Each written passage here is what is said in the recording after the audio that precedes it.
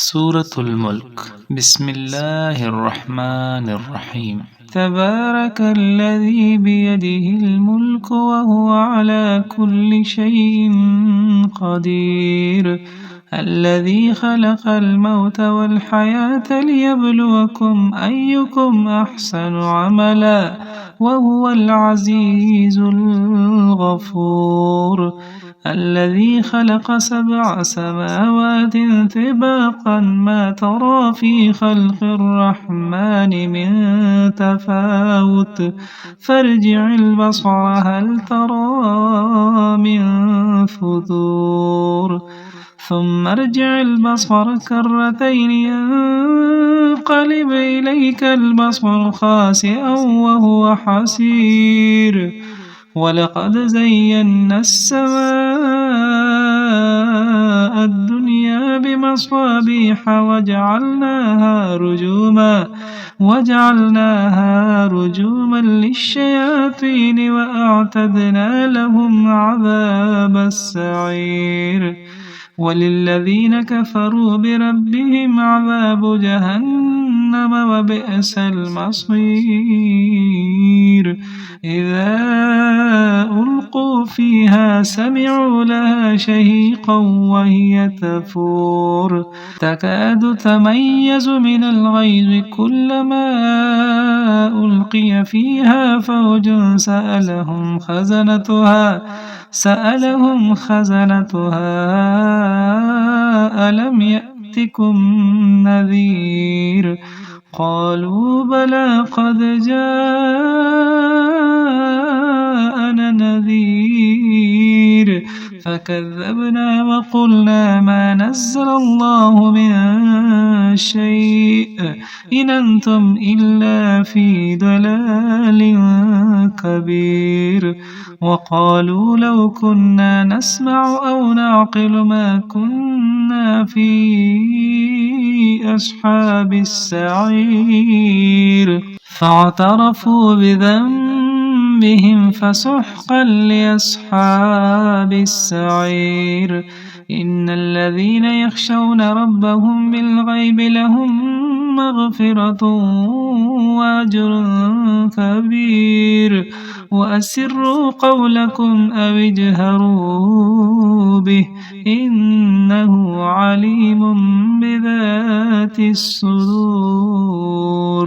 ألا يعلم من خلق وهو اللطيف الخبير. هو الذي جعل لكم الأرض ذلولا فامشوا في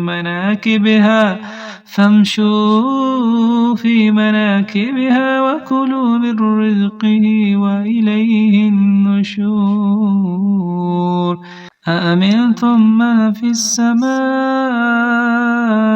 أن يخسف بكم الأرض فإذا هي تمور أم أمنتم من في السماء أن يرسل عليكم حاصبا فستعلمون كيف نذير. ولقد كذب الذين من قبلهم فكيف كان نكير. أولم يروا إلى الطير فوقهم صافات ويقبضن ما يمسكهن إلا الرحمن إنه بكل شيء بصير.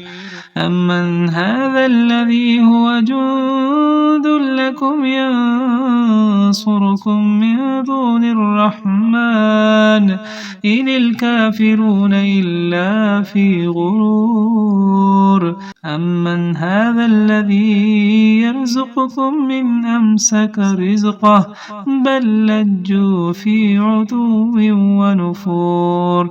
أفمن يمشي مكبا على وجهه أهدى أمن يمشي سويا على صراط مستقيم. قل هو الذي أنشأكم وجعل لكم السمع والأبصار والأفئدة قليلا ما تشكرون.